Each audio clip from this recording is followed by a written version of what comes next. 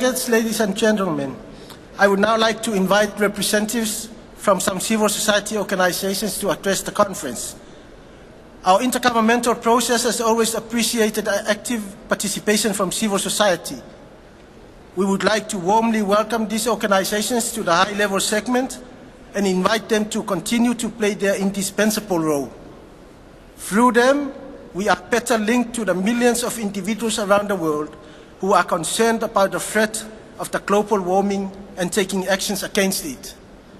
We would like to first invite representatives of the younger generation whose engagement here is a testament to the fact that they would like to enjoy this planet and the lives ahead of them and be able to look back at the legacy we leave with pride.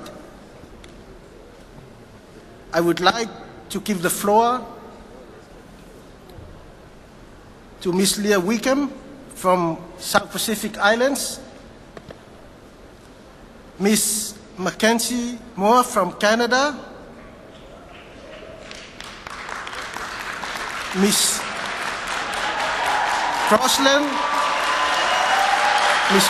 from Denmark, and Mr. Singh from India. You have the floor. I know we are all in this together and should act as one single world. Those were the words of a young girl speaking at the Rio summit. At the time of this speech, I was just a year old.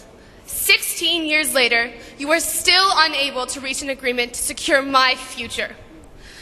I feel ashamed that countries like my own, who have so much, do so little. I feel outraged when I see them trade basic human rights for their own self-interest. Developed nations must show leadership, and if they don't, it will be the most unconscionable act in the history of humanity. In my ancestral village in India, farmers have never been to a shopping mall, nor have they known the luxury of owning a car.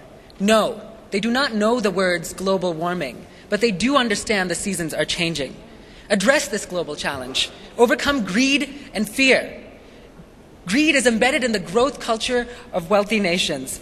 Our fear stops us from transitioning into a sustainable lifestyle, the sustainable economy that we so need. We ask for leadership that overcomes these barriers. For small island nations, climate impacts are happening today. Our islands are drowning. We are going underwater.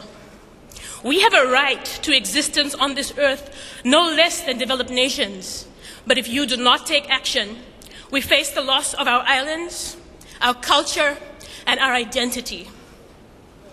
Over 80 nations have signed the International Youth Pledge, committing to the survival of all countries and peoples. This must form the basis for agreements next year. We will hold you to your words.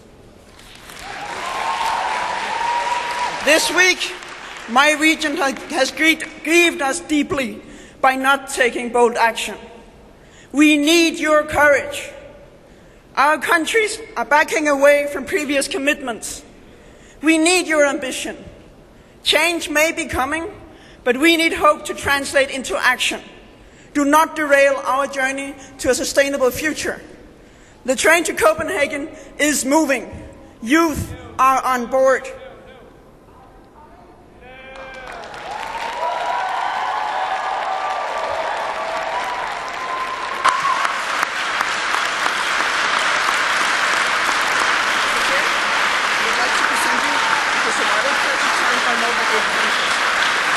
Thank you very much.